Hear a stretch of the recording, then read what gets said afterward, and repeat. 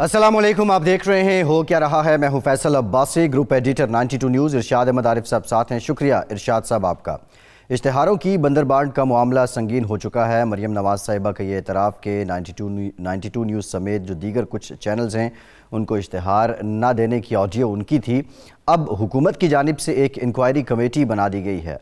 ये inquiry committee इससे मुतालिक सारी छान पटक करेगी, लेकिन सवाल ये है कि क्या मरियम नवाज़ साहिबा जो हैं इस मामले में कानून के कटहरे में लाई जा सकती हैं। आज के प्रोग्राम में इस पर डिटेल बात करेंगे। दूसरी जानिब अहम पेशरफ्त है अमरीका और तालिबान के दरमियान जो मुज़ाकरात का दौर था, काफ़ी अरसे से एक तातुल चल रहा था। अब अगला मरहला जो है 27 नवंबर से 29 नवंबर तक दोहा में होगा। अमरीकी नुमाइंदों और यूरोपीय यूनियन के नुमाइंदों से अफ़गान वज़ारत ख़ारिजा जो है वो उसका वफ़द मुलाकात करेगा। क्या कोई फार्मूला ऐसा तय हो जाएगा कि जिससे जो इंसानी अलमिया अफ़गानिस्तान में जन्म लेने को है उसको रोका जा सके। इस पर भी बात करेंगे। लेकिन इरशाद साहब, पाकिस्तान में तो आज जो पेट्रोलियम डीलर्स एसोसिएशन की हड़ताल है वही ख़बर सबसे आगे है। अवाम ख्वार हो रहे हैं, पेट्रोल पंप्स बंद हैं, जो कुछ खुले भी हैं तो वो इजाफी नरखों पर पेट्रोल दे रहे हैं और हुकूमत कहती है कि नाजायज़ मुतालिबात को तस्लीम नहीं करेंगे। 6% जो मार्जिन है उसमें उसको ये बढ़ोतरी चाहते हैं पेट्रोलियम डीलर्स एसोसिएशन के लोग। बुनियादी सवाल ये है, हड़तालें तब होती हैं कि जब मुज़ाकरात या गुफ्त शनीद के बहुत से दौर नाकाम हो जाएँ। ये हड़ताल से पहले ही बहरानी कैफियत से क्यों नहीं बचाया गया? हुकूमत अगर पहले आप समझते हैं कि होश के नाखून ले लेती तो आज लोगों को ये दुश्वारी ना होती। इस मामले के दो पहलू हैं। मौजूदा हुकूमत के दौर में ये दूसरा बहरान है पेट्रोल का। आपको याद होगा कि 1.5-2 साल पहले भी हुआ था, उसकी वजूहात और थीं। वो पेट्रोल पंप डीलर्स जो थे, पेट्रोलियम डीलर्स का मामला नहीं था, लेकिन बहरान आया। इसी तरह 2-3 दिन तक लोग परेशान हुए। फिर एक तहकीकात का डोल डाला गया, कुछ लोग इधर उधर भी है। लेकिन ये अजीब व गरीब बात है कि भाई जब डीलर्स ने चंद दिन पहले ऐलान किया कि हम करेंगे हड़ताल, तो हुकूमत को चाहिए था कि फ़ौरी तौर पर या तो उनकी बात सुनती, अगर बात में कोई नामाकूलियत का अंसर था तो अवाम को, सारिफीन को आगाह किया जाता है कि इस वजह से हम मुतालबात नहीं मान रहे, और फिर इक़दामात किए जाते, मुतबादिल इक़दामात किए जाते। लेकिन जो डीलर्स का मामला है वो भी कोई मंतकी या जायज़ नहीं, मुनसिफाना नज़र नहीं आता। 6% इस दौर में जबकि पेट्रोल की कीमतें इतना ज़्यादा बढ़ चुकी हैं, 150 तकरीबन 150 के करीब पहुँच चुकी है, तो उस 6% का मतलब ये है कि 8-9 रुपए तो आपको दे दिए जाएं जी। तो ये कीमतें मज़ीद बढ़ाने वाली बात है। हुकूमत ये कह रही है कि हमने लेवी कम करते करते कुछ 6 रुपए तक ले आए हैं, तो उससे ज़्यादा जो हुकूमत टैक्स ले रही है उससे ज़्यादा आप कमीशन मांग रहे हैं। ये भी एक नामाकूल सी बात है जी। लेकिन जो भी सूरत है ये फौरी ख़त्म होनी चाहिए।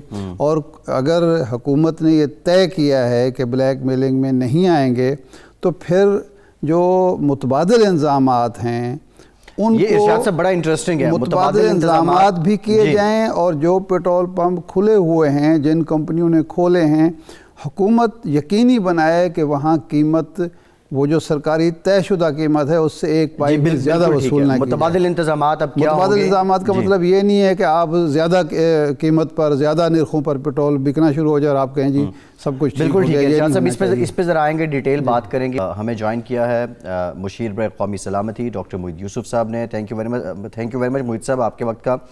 आपसे गुफ्तगू करते हैं। इरशाद से बहुत से बातें हैं जो मोहित साहब से डिस्कस करने वाली हैं। वीर चक्र अवार्ड भी अभिनंदन साहब को दिया गया है ख़याली कामयाबी पे।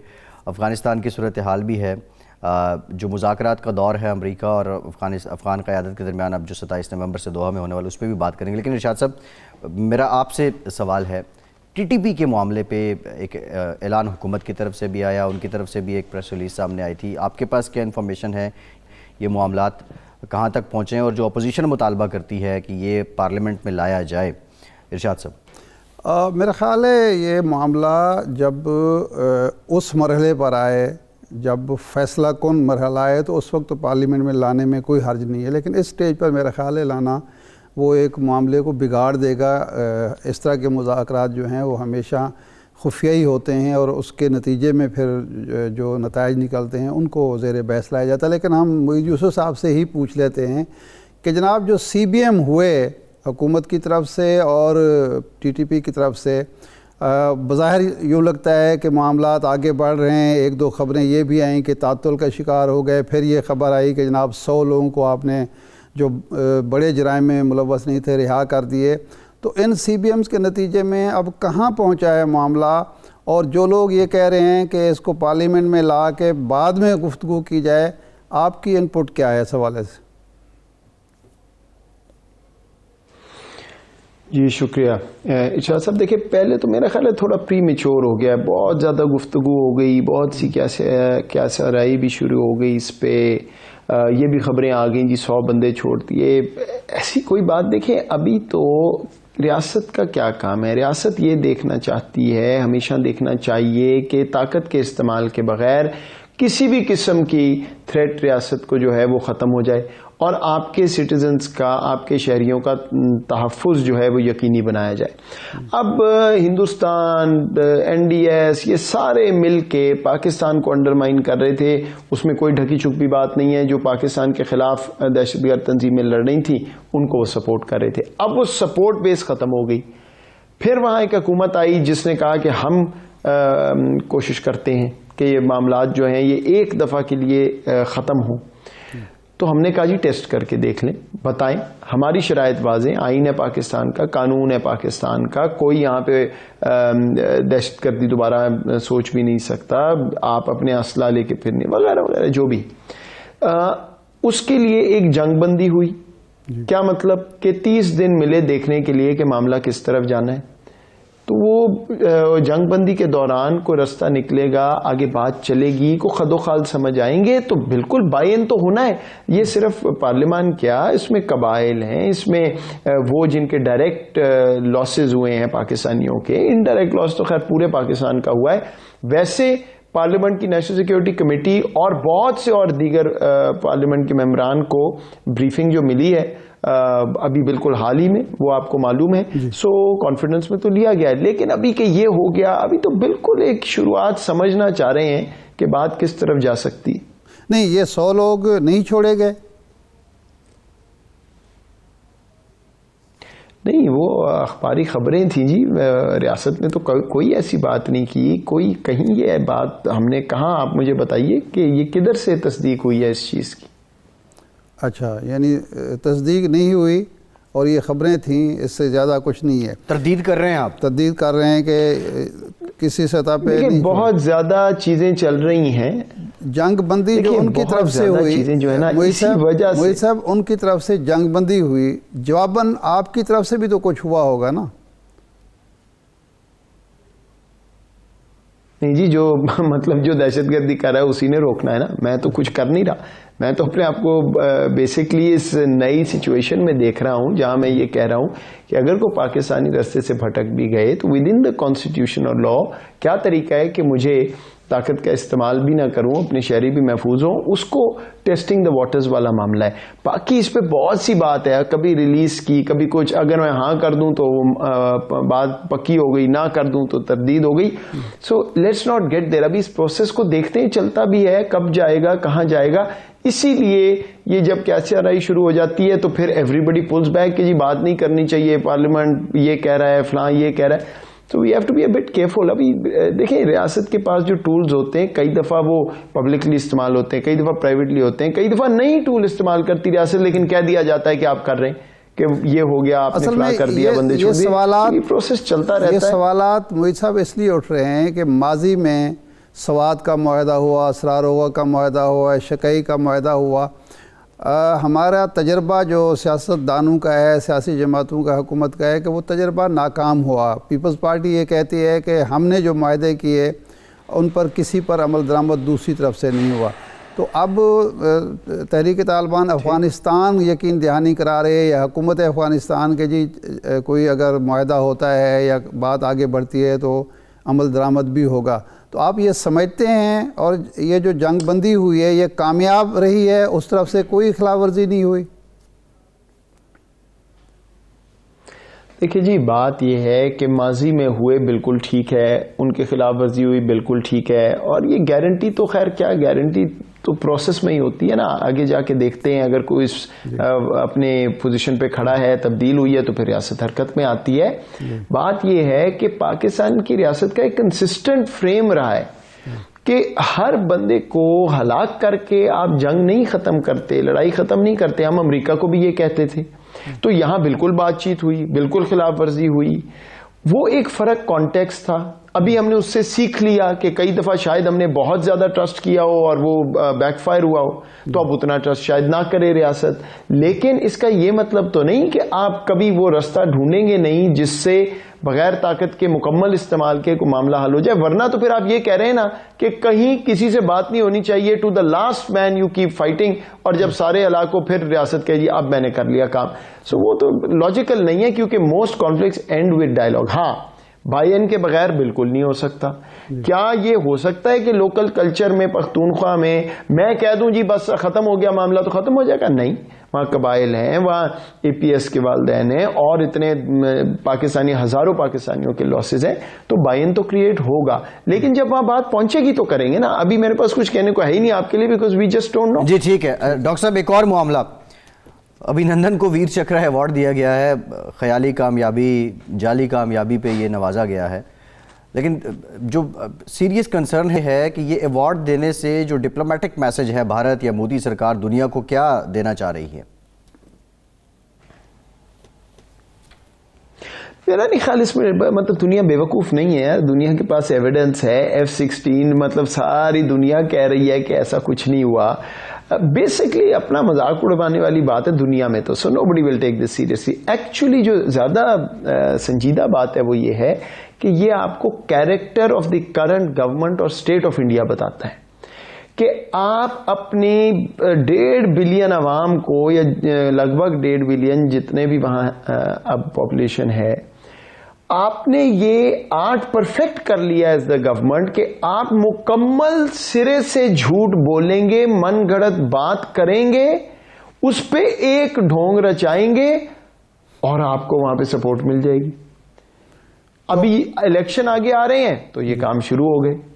ابھی الیکشن ختم ہوں گے تو پھر بات کہیں اور چلی جائے گی.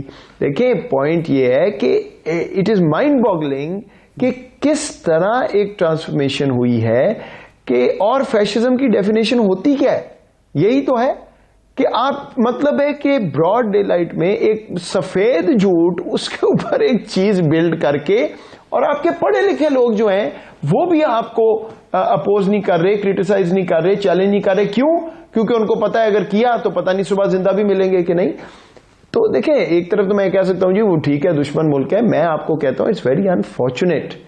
آخر وہاں بھی تو انسان ہیں, ان کے ساتھ کیا ڈھونگ رچایا جا رہا ہے. اور پاکستان کے لیے میں اس لیے کہتا ہوں انفارچونیٹ کہ خطے میں اگر اس طرح کے معاملات ہوں گے, فیشزم ہوگا, تو ہر کوئی اس سے افیکٹ ہوگا.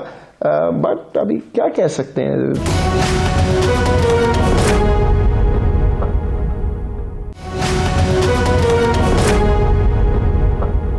وہی صاحب میرے خیال افغانستان کی طرف آ جاتے ہیں. ابھی حال ہی میں آپ کے یہاں پاکستان میں ایک کانفرنس بھی ہوئی. اب یہ مذاکرات امریکہ کے ساتھ بھی, 2 سوالات ہیں. پہلی بات تو یہ ہے کہ ہم انسانی بنیادوں پر وہاں کیا کر رہے ہیں, پاکستان کیا کر رہا ہے.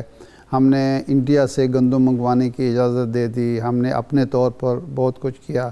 ایک تو خوراک کے حوالے سے اور طبی سہولتوں کے حوالے سے پاکستان کیا رہا ہے. دوسرا یہ ہے کہ کیا ہم چین, روس اور سارے ہمسائے جو ہیں وہ ہم امریکہ کی طرف دیکھ رہے ہیں, یورپ کی طرف دیکھیں گے, وہ کوئی فیصلہ کریں گے تو پھر ہم کوئی فیصلہ کریں گے اور ان کو ان کے حال پر چھوڑے رکھیں گے, یا یہ ہمسایہ ممالک مل جل کے کوئی فیصلہ کرنے کی پوزیشن میں ہیں؟ 2 سوال ہیں میرے. پہلا تو جی دیکھیے, جو کچھ ہم اپنے محدود وسائل میں رہ کے کر سکتے ہیں ہم کر رہے ہیں. 5 بلین کا پیکج وزیر اعظم صاحب نے اناؤنس کیا. بہت سی پرائیویٹ ڈونیشن فنڈز کے ذریعے, فاؤنڈیشنز کے ذریعے, آپ کو پتہ ہے پاکستانی جتنا الحمدللہ ہم سخی قوم ہیں, اس طرح کے کرائسس میں شاید ہی کوئی ہو, تو وہ اللہ تعالیٰ نے توفیق جن کو دی ہے اس طرح کوشش کی جا رہی ہے. پھر ہم نے اتنی زیادہ ٹریڈ پہ ان کو کنسیشنز دے دی, ان کی ایکسپورٹس پہ سیلز ٹیکس ختم کر دیے, ٹیرف کم کر دیے, کیونکہ وہاں حالات ایسے ہیں. اس کے بعد ہندوستان, آپ جانتے ہیں ہمارا تعلق کیا ہے, لیکن انہوں نے ریکویسٹ کی وزیر اعظم صاحب کو ریکویسٹ بھی کی اور وہ جو ون ٹائم کے لیے جو پرمیشن دی ہے ان کی گندم جانے کی وہ بھی آپ کے سامنے ہے. باقی ہم ان کی جب ڈیلیگیشنز آئیں, ابھی ان کے ہیلتھ منسٹر آج اسلام آباد پہنچے ہیں, ایجوکیشن آ رہے ہیں, جو انسٹیٹیوشنل کیپیسٹی بلڈنگ بین الاقوامی قوانین کے دائرے میں رہتے ہوئے ہم کر سکتے ہیں وہ ہم کریں گے. لیکن جو دوسری بات ہے نا آپ کی وہ زیادہ اہم ہے, کیونکہ پاکستان اکیلا تو کتنا کر سکتا ہے یا کوئی بھی ملک, یہ تمام خطہ جو ہے یہ مجبور ہے امریکہ کی طرف دیکھنے پہ. اور یہ تکنیکی ایک معاملہ ہے جس کو سمجھنا ضروری ہے. امریکہ میں ایک اوفیک ریگولیشن ہوتی ہے یہ فائنینس کی, اس میں جب سینکشن لگتی ہیں تو بینکس آپریٹ نہیں کر سکتے. انہوں نے ایک ایگزیمپشن دے دی کہ آپ ہیومینیٹیرین اسسٹنس دے سکتے ہیں, انسانی ناطہ ہمدردی پہ جو چیز آپ نے پہنچانی ہے وہ جا سکتی ہے جس طرح ان کائنڈ, لیکن طالبان کو کچھ نہیں جا سکتا. اب انہوں نے تو یہ کہہ دیا, لیکن جو ڈالر میں ہی ہوتی ہے نا جو بھی ٹرانزیکشن وہاں پہ جائے گی, تو ڈالر میں جب ٹرانزیکشن ہوتی ہے تو نیو یارک میں بینک ہوتے ہیں جو اس کو کلیئر کرتے ہیں ساری دنیا کے لیے. وہ بینک کہتے ہیں جی ہم تو اس کو ہاتھ نہیں لگاتے, یہ بہت رسکی ہے. تو جب بینک نہیں چل رہا, جب وہاں کیش نہیں ہے, لیکوڈیٹی نہیں ہے, تو پھر کس طرح آپ آگے چل سکتے ہیں؟ سو یہ پرابلم ہے جس کی وجہ سے مجبور ہے ساری دنیا امریکہ کو دیکھنے پہ کہ آپ کوئی راستہ نکالیں وہاں بینک. جی ڈاکٹر صاحب, یہ جو اب مذاکرات کا اگلا مرحلہ ہونے والا ہے 27 اور 29 کو امریکہ, یورپی یونین اور طالبان کے درمیان, جو افغان وزارت خارجہ ہے ان کے درمیان, کیا اس میں یہ فارمولہ طے ہو جائے گا کہ افغانستان کے اندر کم از کم انسانی المیہ جنم لینے سے بچا جا سکے اور بینک ٹرانزیکشن کی اجازت مل سکتی ہے؟ جی یہ تو جی وہی بتائیں گے جو وہاں بیٹھے ہوئے ہیں. ہماری تو یہی امید ہے کہ وہ رستہ کھلے. اور آپ طالبان کی بات دنیا کر رہی ہے, ہم تو کہہ رہے ہیں عام افغان جو ہے جس نے سردی کاٹنی ہے, کھانے کو نہیں ہے. آپ کو پتا ہے 60% لوگ کھانا بورو کر رہے ہیں اور 70%, 1/3 پاپولیشن ایکیوٹلی فوڈ انسیکیور ہے. اور اس کے علاوہ آپ WFP یہ سارے آپ کو بتا رہے ہیں 23 ملین افغان جو ہے 70% وہ اس وقت اپوشن کر رہا ہے, یعنی پورا کھانا نہیں کھا سکتا تو تھوڑا تھوڑا کر کے کھانا کھا رہے ہیں. تو اب یہ انسان ہے اور یہی ہم دنیا کو بات باور کرا رہے ہیں. مجھے بڑا افسوس ہوتا ہے کئی دفعہ ہمارے اپنے بڑے مہذب پڑھے لکھے اور سلجھے ہوئے وائسز جو ہیں پاکستان میں, وہ ایسی کامنٹری کے بعد اٹھ کے کہتی ہیں کہ جی یہ تو آپ طالبان کے سپوکس پرسن بن گئے. بھائی خدا رہا ہم طالبان کے سپوکس پرسن نہیں بنے. ایک تو وہ ہمارے بہن بھائی ہیں, ہمارے ساتھ جڑے ہوئے ہیں, جغرافیہ ان کا, پھر کلچر, ایتھنیسٹی, یہاں پہ فیملیز, اس کو بھی بھول جائیں. بھائی ایز نیشنل سیکیورٹی ایڈوائزر یہ میرا کام ہے, میرا بارڈر سیکیور ہے, میرا کام ہے میرے ملک میں عدم استحکام نہ پھیلے. اب اگر یہ میرا کام ہے تو وہاں میرے ہمسائے میں آگ لگی ہوئی ہے تو میں 1122 کو فون نہ کروں کہ بھئی آگ لگی ہوئی ہے, میرے پاس بھی پہنچ جائے گی. تو جب میں یہ فون کرتا ہوں تو کیا 1122 کا یہ کام ہے کہ وہ کہے مجھے وہ لوگ نہیں پسند جہاں آگ لگی ہوئی ہے اور آپ اپنا بندوبست. سر 1122 فون اٹھا رہا ہے, doesn't make any sense. 1122 phone اٹھا رہا ہے اور 1122 کہہ رہا ہے ہمیں بالکل ہمدردی ہے, آگ بجھنی چاہیے, بس ہم سوچ رہے ہیں, ابھی کرتے ہیں, ابھی بس آپ کو بتاتے ہیں. ہم ان کو یہ کہہ رہے ہیں میاں آگ لگی ہوئی ہے, کوئی بارش نہیں ہو رہی, آگ لگی ہوئی ہے, ذرا جلدی کریں ورنہ تو وہاں بہت نقصان ہوگا اور نقصان ہم تک بھی پہنچے گا. بس یہاں پہ بات پھنسی ہوئی. تو رسپانس نہیں کرتا 1122 دوبارہ کال کر کے اپڈیٹ نہیں دیتا؟ دی ہے نا, میں آپ کو بتا تو رہا ہوں کہ وہ یہ کہہ رہے ہیں کہ جی ہم نے تو سینکشنز ہٹا دی, بینکنگ ٹرانزیکشن ہم نے تو بینک کو نہیں روکا, لیکن بینک کہتا ہے میں تو ہاتھ نہیں لگاتا کیونکہ مجھے نہیں پتا کل کو میرے پہ کوئی سینکشن ہو جائے. اچھا, یہ بس وہاں پہ معاملہ پھنسا. یہ فرمائیں کہ 3 سال سے پاکستان اور امریکہ کے تعلقات سدمیری کا شکار ہیں, جس کا ثبوت یہ سفیر کا نہ ہونا تھا 3 سال تک. اب تو خیر نامزدگی ہو گئی ہے, تو اب کوئی برف پگھلی ہے اور پاکستان امریکہ کے تعلقات بہتر ہوں گے تو افغانستان میں بھی بہتری آئے گی. کوئی امکانات نظر آتے ہیں آپ کو؟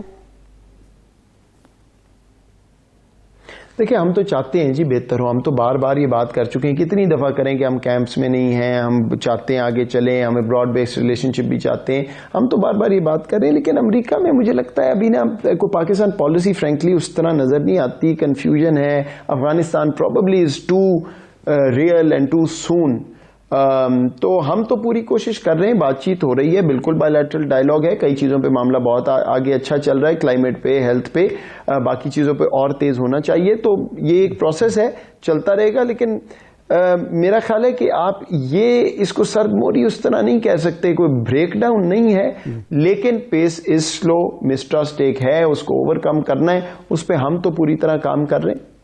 اچھا یہ فرمائیں کہ زلمہ خلیل زاد کے حوالے سے یہ بات چل رہی ہے میڈیا میں, ویسٹرن میڈیا میں, کہ وہ کہتے ہیں پاکستان بھی افغانستان کی صورتحال کا شکار ہو سکتا ہے, پاکستان میں بھی افغانستان کی طرح کے جو ہے معاملات ہو سکتے ہیں. تو آپ یہ خطرہ فیل کرتے ہیں؟ یہ کوئی پیش گوئی ہے ان کی یا کوئی ڈیزائنز ہیں جن کا اظہار ہو رہا ہے؟ یہ زلمہ خلیل زاد صاحب جی اچھا, نہیں میں نے ایکچولی ان کی اسٹیٹمنٹ نہیں پڑھی. پہلے تو میں کہوں گا انہوں نے ویسے کافی محنت, کافی کوشش کی اس پیس پروسیس پہ, اور بالکل وہاں اس نہج پہ ہم پہنچ گئے تھے کہ اگر اشرف غنی رکاوٹ نہ ہوتا تو شاید یہ معاملہ ویسے ہی کسی اور طرف چلا جاتا, اور انکلوسیو گورنمنٹ اور نیگوسیشن سے انہوں نے کافی کام کیا ہے. لیکن بہرحال اب وہ میرا خیال ہے اس عہدے پہ نہیں ہے, ریٹائر ہو گئے, تو کسی اور چیز کی بات کریں جن کا ان کو زیادہ پتہ ہے تو بہتر رہے گا. جی ٹھیک ہے, بہت شکریہ ڈاکٹر معید یوسف صاحب, مشیر برائے قومی ٹی ہمارے ساتھ موجود تھے. ایک بریک لیتے ہیں اور بریک کے بعد ذکر کریں گے اشتہار کی جو بندر بانٹ ہوئی, اس کا طریقہ کار کیا تھا, اور اس وقت مریم نواز صاحبہ کے ساتھ کون کون لوگ کام کر رہے تھے. ہمارے ساتھ رہیے.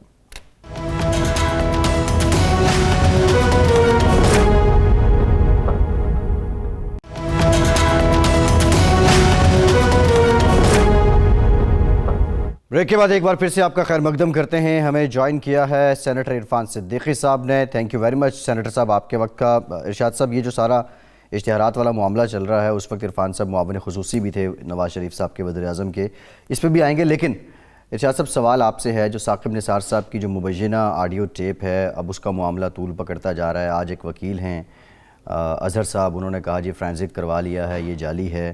پھر آج ہائی کورٹ میں, اسلام آباد ہائی کورٹ میں جو پیشی ہوئی, رانا شمیم صاحب اس میں پیش نہیں ہوئے. دیگر فریقین نے اپنا جواب بھی جمع کروا دیا ہے. مسلم لیگ نون پہ یہ الزام لگ رہا ہے ارشاد صاحب کہ یہ سب کچھ منصوبہ بندی کے تحت ہو رہا ہے اور عدالتوں پہ دباؤ ڈالنے کی کوشش کی جا رہی ہے. پہلے آپ کا اس پہ تجزیہ کیا ہے, پھر عرفان صاحب سے بھی جواب دیں گے.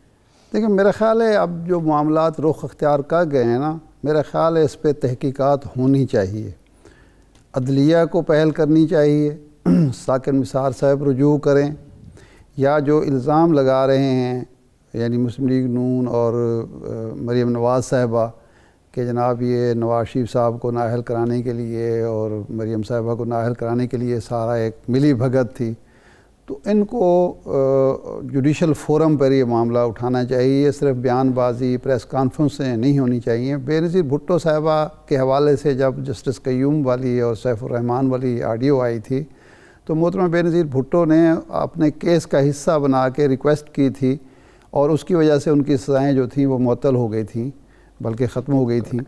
تو میرا خیال ہے اب موجودہ جو ہیں مریم صاحبہ یا مسلم لیگ کے, یہ بھی اگر عدالت میں جائیں, اس کو باقاعدہ اپنے کیس کا حصہ بنائیں. اگر یہ درست ہے تو پھر اس کا فائدہ بھی ان کو پہنچے گا, سیاسی فائدہ بھی پہنچے گا اور قانونی فائدہ بھی پہنچے گا. تو میرا خیال ہے اب ان کو پریس کانفرنسیں کرنے کی بجائے یا اس طرح کے جو معاملات کوئی پلان تو ہوگا نا. اگر اب تو یہ دو مفروضے ہیں نا, ایک تو یا اتفاقیہ ہو رہا ہے, یا جس طرح حکومت کہہ رہی ہے کہ یہ منصوبہ بندی کے تحت ہو رہا ہے. تو اگر منصوبہ بندی کے تحت ہو رہا ہے تو اس ٹائم لائن پہ جو اگلا مرحلہ ہے وہ بھی وہ لے کے چلیں گے. لیکن میرا خیال عرفان صدیقی صاحب جو ہیں وہ ہمیں یہ بہتر اس کا جواب بھی دے سکتے ہیں. صدیقی صاحب, آپ سے ہم یہ جانتے ہیں, ارشاد صاحب دوسرا جو ایک اور معاملہ ہے اشتہارات کا معاملہ تھا, معاون خصوصی تھے, اس پچھلا جو ٹینیور تھا نواز شریف صاحب کا, ان کا میرا خیال ہے ہم عرفان صدیقی صاحب سے پوچھ لیتے ہیں کہ ایک تو الزام یہ لگ رہا ہے کہ یہ جو آڈیوز ہیں, ویڈیوز ہیں, یہ مسلم لیگ نون نے ایک فیکٹری لگائی ہوئے وہاں تیار ہوتے ہیں اور وہاں سے یہ سارا کچھ ہوتے ہیں. ایک تو کیا واقعی مسلم لیگ اس کے پیچھے ہے, یہ لوگ رضاکارانہ طور پر سامنے آ رہے ہیں اور وہ اپنا جو گلٹ تھا یا ان کا ضمیر کا بحران تھا اس سے نکلنے کے لیے یہ سب کچھ ہو رہا ہے. ایک دوسرا سوال عرفان صاحب سے یہ ہوگا کہ چونکہ آپ اس وقت سینیٹر بھی ہیں اور ظاہر بات ہے قریب بھی ہیں شریف خاندان کے, میاں نواز شریف صاحب کے, کیا ان معاملات کو قانونی طریقہ کار کے مطابق نمٹایا جائے گا، کیس کا حصہ بنایا جائے گا، یا صرف پریس کانفرنس اور سیاسی جو مہم جوئی ہے وہ جاری رکھی جائے گی؟ عرفان صاحب۔ بہت شکریہ ارشاد عارف صاحب۔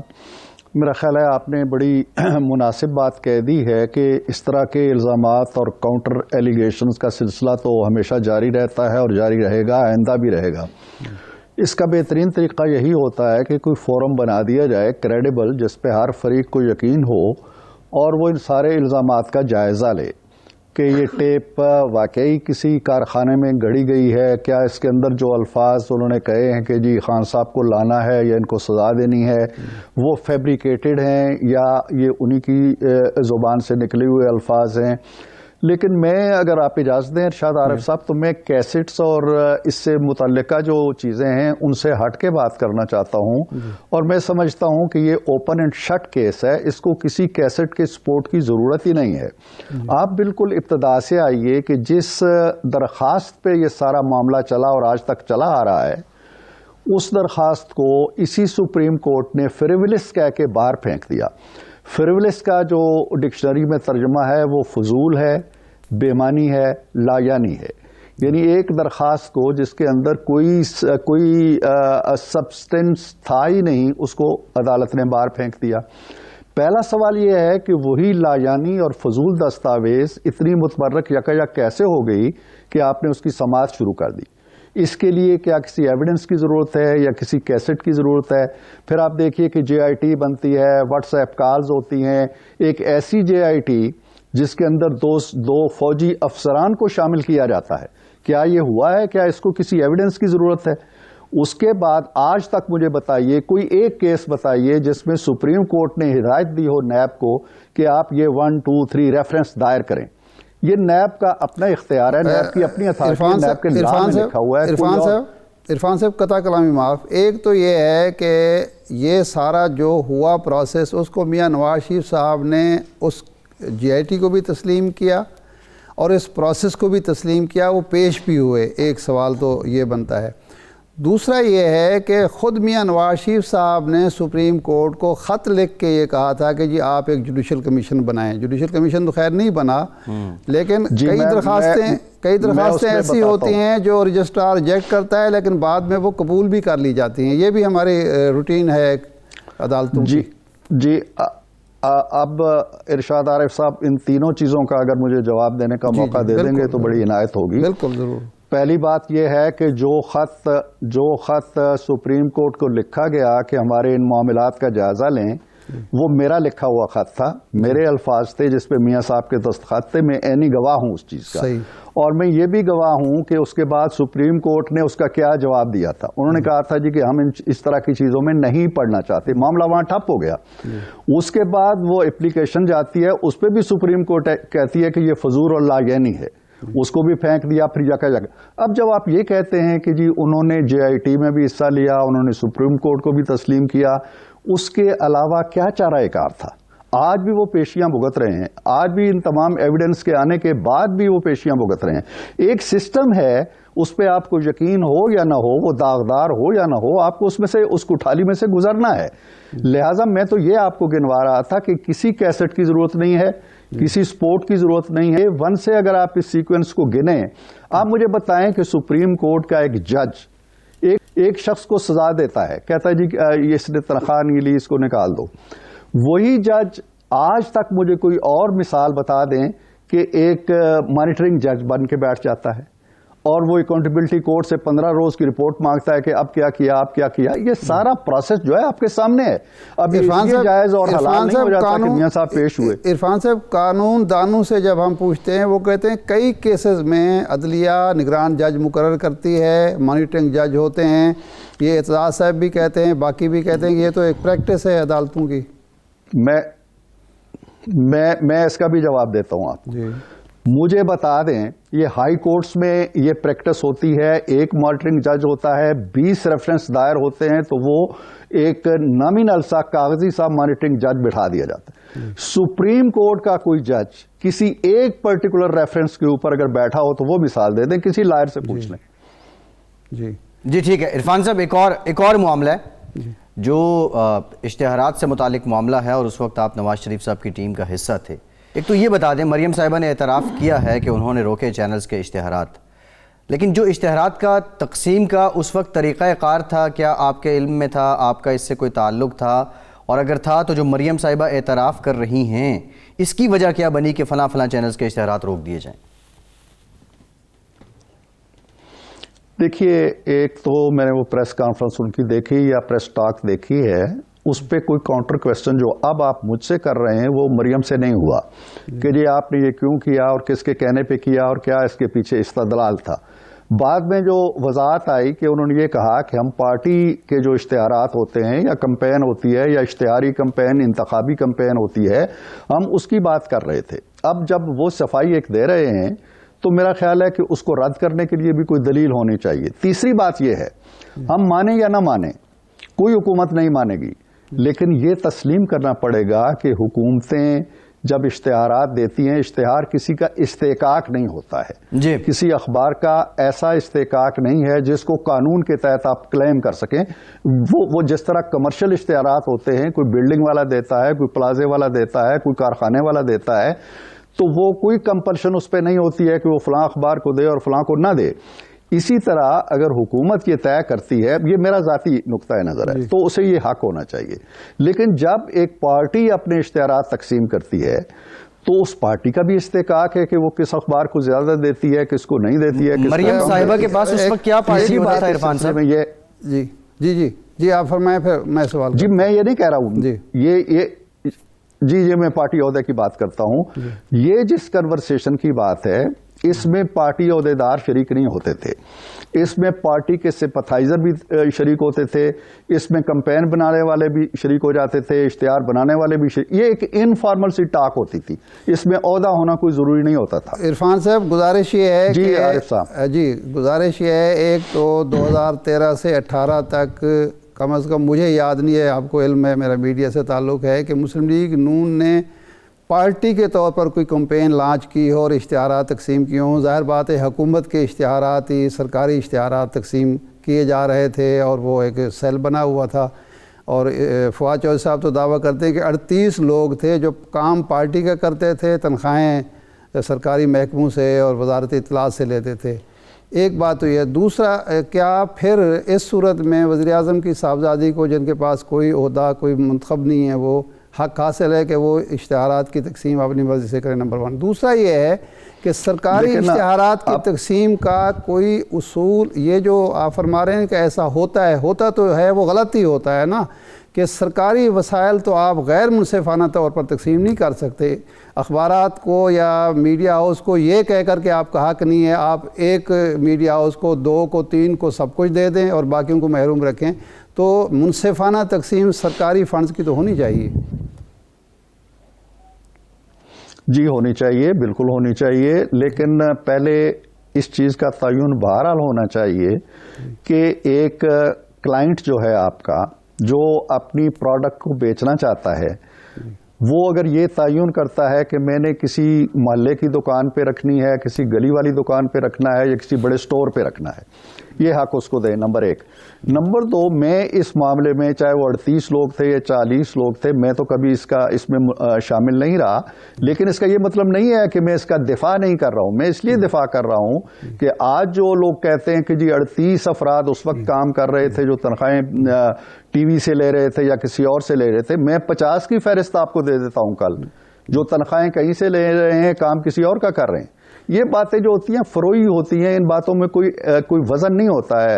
ارشاد عارف صاحب اب جانتے ہیں کہ حکومتیں ہمارے یہاں کس طرح کام کرتی ہیں. اگر موجودہ حکومت کر رہی ہے تو وہ غلط کر رہی ہے، اور جو مسلم لیگ ہاؤس کے دور میں ہوتا رہا اس کا مطلب وہ بھی غلط تھا. لیکن مسلم لیگ اس وقت چونکہ میں تو نہیں مان رہا کہ میں تو تسلیم ہی نہیں کر رہا کہ ہو رہا تھا نا، یہ تو آپ کا الزام ہے نا. میں تو نہیں کہہ رہا کہ 30 لوگ ایسے تھے، میں تو نہیں کہہ رہا. جی ہاں، ان کا الزام ہے تو ان کا اس کے علاوہ کوئی اور کام بھی نہیں ہے میرا خیال ہے. اب فواد چودھری صاحب نے ایک کمیٹی بنا دی ہے جو تحقیقات کرے گی یہ سارے 10 ارب کے جو اشتہارات وہاں اور 10 ارب کے پنجاب میں ہوئے، کل ہمارے پروگرام میں شاہد خاقان عباسی صاحب نے یہ کہا کہ میں تو کہوں گا کہ اگر مریم نواز صاحبہ نے کوئی قانون کی خلاف ورزی کی ہے، وہ اشتہارات اس طرح سے تقسیم کرتی رہی ہیں مرضی پر، تو ان کے خلاف کارروائی ہونی چاہیے۔ تو کیا آپ اس چیز کی تائید کریں گے، سجیسٹ کریں گے کہ یہ کمیٹی جو ہے وہ کام کرے آزادانہ طور پر، ایک دفعہ طے ہو جائے کہ اشتہارات کی تقسیم کا فارمولہ کیا ہوگا، اور کوئی غیر منتخب شخص جو ہے وہ مرضی سے ان کو تقسیم نہیں کر پائے گا؟ یہ ارشاد عارف صاحب بڑی معصومانہ سی خواہش ہے آپ کی۔ پاکستان دنیا کا ہائیلی لیجسلیٹڈ ملک ہے، یعنی وہ ملک ہے جہاں قوانین کثرت سے بنائے جاتے ہیں اور ان کا کوئی شائبات، ہمارے ہاں تو آئین کو نہیں مانا جاتا، ہمارے ہاں تو آئین کی بڑی بڑی جابر کلاسز جو ہیں وہ بیچاری خاموش پڑی ہیں، ڈیڈ پڑی ہیں، جو دوسرے کے گلے میں پھندا ڈالنے کی صلاحیت رکھتی ہیں، خود پھندا ڈال کے پڑی ہوئی ہیں۔ تو اس لیے آپ یہ کہہ دینا جی کہ موجودہ حکومت جس کے کریڈینشلز پہ ہمیں یقین ہی نہیں ہے، وہ کوئی کمیٹی بنائے گی اور وہ بڑی کوئی ایک غیر جانبدارانہ اور بڑی منصفانہ اور بڑی شفاف ایک رپورٹ لے کے آئے گی، ایسا نہیں ہو سکتا۔ بنائیں کوئی عدلیہ کی کمیٹی اور آج تک کے اشتہارات کو ڈالے۔ ابھی مجھے ایک نوٹس ملا ہے، میں گھر پہ بیٹھا ہوا تھا کہ منڈے کو انفارمیشن کمیٹی کا جو سینٹ کی قائمہ کمیٹی ہے، میں بھی اس کا ممبر ہوں، اس کا اجلاس ہو رہا ہے، اس میں یہ سارا ایجنڈا رکھا ہوا ہے انہوں نے کہ جی 2013 سے شامل کریں اور یہاں تک لے کے آئیں۔ ہم اس میں دیکھیں گے، پھر اس میں یہ ہے کہ وہ باڈی بیٹھے جس پہ سب کو اعتبار ہو۔ عرفان صاحب، یہ جو آپ نے بات کی ہے، ایک اور بھی ڈیولپمنٹ ہوئی ہے آج۔ پبلک اکاؤنٹس کمیٹی نے رانا تنویر صاحب نے چیئرمین نیب کو بھی طلب کیا ہے، اس پر بھی بات کریں گے۔ اور دوسرا یہ اشتہاروں کے معاملے پہ کیا نون لیگ کسی عدالتی انکوائری کی خواہاں ہے، وہ چاہتی ہے کہ عدالتی سطح پہ اس کی انکوائری ہونی چاہیے۔ بریک کے بعد آپ سے یہ بھی جانیں گے، ساتھ رہیے۔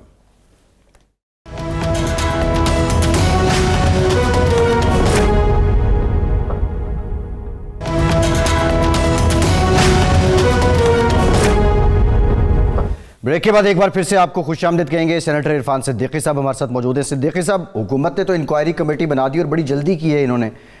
کل کوئی 3-4 بجے پریس کانفرنس تھی مریم صاحبہ کی، 6 بجے کے قریب وزیروں نے اعلان کر دیا تھا انکوائری کمیٹی کا، تحقیقات کا۔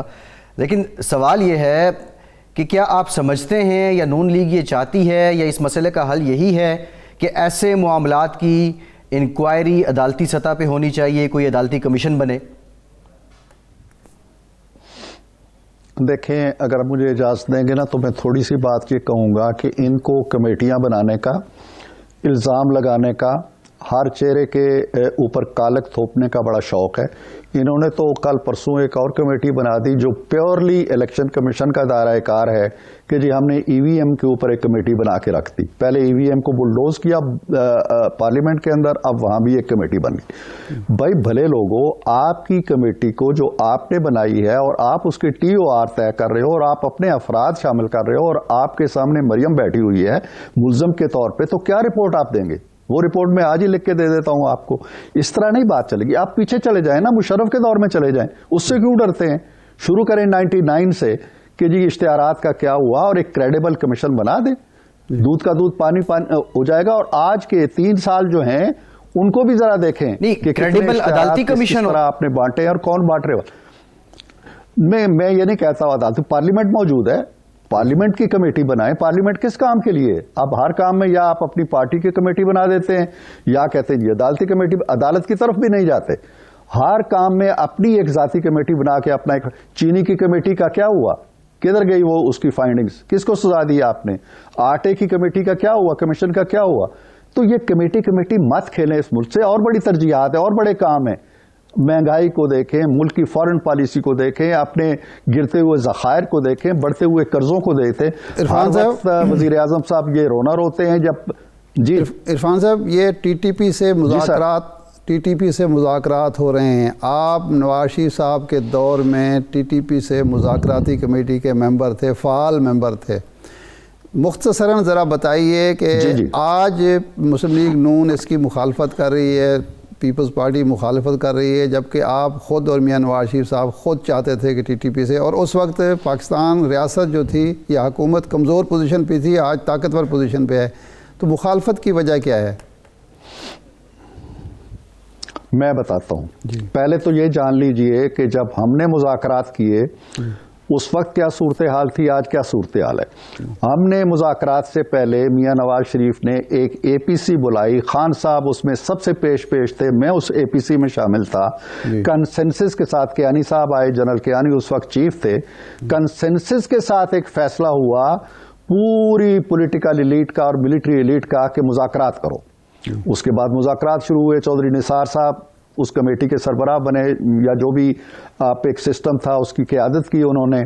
बैतुल्लाह महसूद पे एक हमला हुआ, वो मारे गए, वो मुज़ाकरात ठप हो गए। उसके बाद नवाज शरीफ साहब कौमी असम्बली में गए, और कौमी असम्बली में एक तफसीली तकरीर करने के बाद उन्होंने कहा मैं ये कमेटी बना रहा हूं और ऐवान उसकी अप्रूवल दे। ऐवान ने मुतफ़िका अप्रूवल दी, और उसकी तायीद में तकरीर करने वालों में सबसे आगे थे इमरान खान साहब। तो एक कंसेंसस के साथ और कौमी इत्तफाक राय से मुज़ाकरात शुरू हुए। आज किसको पता है?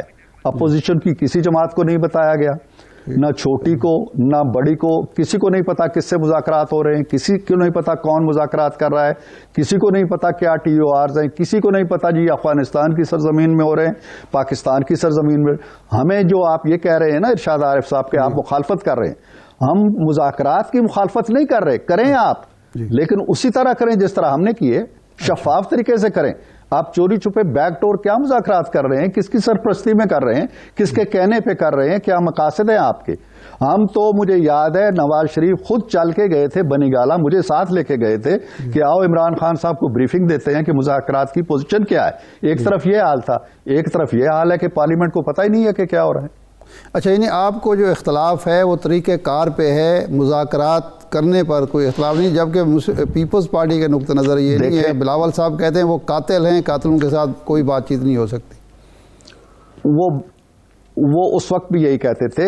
आज मैं ये कहता हूं कि आप ये मामला पार्लियामेंट में लेके आए ना, मुस्लिम लीग नून भी अपना ऑफिशियल मौक़िफ़ देगी, वो भी अपना ऑफिशियल मौक़िफ़ देंगे, आप भी देंगे। आप चोरी छुपे क्यों करते हैं? शफाफियत के नाम लेते हैं और इतना बड़ा काम आप चोरी छुपे कर रहे हैं। सही जी। अच्छा, ये फरमाएं कि आप तो माशाल्लाह बहुत करीब हैं मियाँ साहब के, काबिल एतमाद साथी हैं। मियाँ नवाज शरीफ साहब के बारे में जावेद लतीफ़ साहब, दूसरे लोग कहते रहते हैं आ रहे हैं, नवंबर में आ रहे हैं, दिसंबर में आ। मियाँ साहब का कोई प्लान है नियर फ्यूचर में आने का पाकिस्तान? जी, मैं ज़ाती तौर पे तो ऐसे किसी प्लान से आगाह नहीं हूँ, लेकिन वो पाकिस्तानी है और पहले 2 बार उनके साथ ये हो चुका है, और वो 2 बार पाकिस्तान आए हैं और पाकिस्तान ही आएंगे इंशाअल्लाह। ज़रूर आएंगे। कब आएंगे, किस वक्त आएंगे, किस अंदाज से आएंगे, किस तौर तरीके से आएंगे, ये भी बहुत जल्द इंशाअल्लाह पता चल जाएगा। नहीं, जो अब पिछले दिनों PDM के साथ दोबारा सिलसिला जुम्बानी हुआ और फिर मुत्तहदा अपोजिशन ने काफ़ी सारी चीज़ों पे इत्तेफाक राय भी किया, अगरचे वो मुश्तरका इजलास में कामयाब नहीं हो सकी, तो उसमें तो कहा यह जा रहा था कि मियाँ साहब की वापसी का भी इंदिया आपने मुस्लिम पीपल्स पार्टी को दिया है। नहीं, मेरे इल्म में कोई ऐसी बात नहीं है। ज़ाती तौर पर मेरे इल्म में जो बात ना हो, मैं उसकी तरदीद या तस्दीक करने से गुरेज करता हूँ। तो इस वक्त PDM और PDM में मुस्लिम लीग और पीपल्स पार्टी का कोई है ऐसा आप इम्कान महसूस करते हैं कि पीपल्स पार्टी वापस आ जाएगी, NP वापस आ जाएगी और तहरीक में मुश्तरका तहरीक चलेगी? मेरा ख्याल है कि इरशाद आरिफ साहब, जो पिछले चंद दिनों में पार्लियामेंट के अंदर हमने देखा है, यकसा मौक़िफ़ होना और यकसा पॉलिसी होना, और हमारे मुश्तरका इजलास भी हुए हैं जिसमें पीपल्स पार्टी भी थी, हम भी थे। ऐसे इजलास भी हुए हैं जिनमें शहबाज साहब ने भी तकरीर की, बिलावल साहब ने भी तकरीर की। तो वो कुर्बत का और एक दूसरे के मौक़िफ़ के करीब आने का और एक मुश्तरका लाएअमल बनाने का अमल पार्लियामेंट के अंदर तो बहरहाल शुरू हुआ है। ये अमल PDM की सतह पे कब आता है, इसका इंतज़ार शायद करना पड़ेगा। जी इरफान साहब, एक और डेवलपमेंट है। पब्लिक अकाउंट्स कमेटी ने चेयरमैन नैब को जो है वो तलब किया है कि वो कमेटी के रूबरू पेश हों। इससे पहले आज उन्होंने खिताब भी किया और वो इस बात को रिस्पॉन्ड भी कर रहे थे जब ये सवाल पूछा गया था कि नैब ने जो रिकवरी की है वो पैसे कहाँ जमा हो। उसकी वजाहत उन्होंने दी कि हम डायरेक्ट रिकवरीज तो नहीं करते, इनडायरेक्ट रिकवरीज होती हैं। आप नहीं समझते कि ये मामला मज़ीद इस पे एक फिर से सियासत होगी जब आप उनको तलब कर रहे हैं? सियासत की बात नहीं है। मामला असल में ये है कि हमारे यहाँ जो जमहूरी निज़ाम है, जमहूरी पार्लिमानी निज़ाम है, वो जड़ें नहीं पकड़ सका। जमहूरी पार्लिमानी निज़ाम के अंदर जो स्टैंडिंग कमेटीज़ होती हैं, कायमा कमेटीज़ होती हैं, बड़ी पावरफुल होती हैं। वो किसी को भी समन कर सकती हैं, किसी को, उनके पास अदालती इख्तियारात भी होते हैं। हमारे बारे में भी लिखा हुआ है कि आपको अदालती इख्तियारात हैं, लेकिन वो इख्तियारात कभी इस्तेमाल नहीं होते। हम किसी को बुलाते हैं, वो आता नहीं। आज मैं एक सब कमेटी का चेयरमैन था जो स्पोर्ट्स से मुतल्लक थी। हमने वजारत सूबाई राब्ता को लिखा कि ये जो 41 एसोसिएशंस हैं, मुख्तलिफ स्पोर्ट्स की फेडरेशंस हैं, इनको बुलाया जाए ताकि हम इनका काम देखें। तो आउट ऑफ 41 सिर्फ 3 आए, और डायरेक्टर जनरल साहब से जब हमने पूछा जी कि बाकी क्यों नहीं आए, तो कोई जवाब नहीं है। तो पार्लिमानी निज़ाम हमारा कमज़ोर है। इस निज़ाम के अंदर उनको बुलाया जाना चाहिए, जवाबदेह होना चाहिए। अगर आपके पास वक्त होता तो मैं ये भी बताता। इरफान साहब, इंशाल्लाह आने वाले दिनों में आपको दोबारा ज़हमत देंगे, फिर इस पर डिटेल गुफ्तगू करेंगे। बहुत शुक्रिया सेनेटर इरफान सिद्दीकी साहब, आपका शुक्रिया। इजाज़त दीजिए।